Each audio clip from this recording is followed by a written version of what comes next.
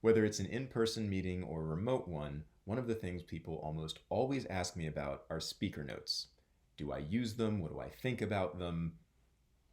Okay, here's my answer. I think speaker notes are a little bit of a crutch.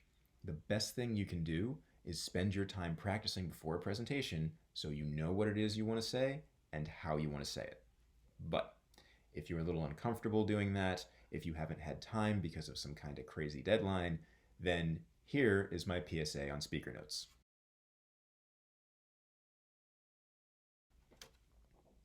These are speaker notes.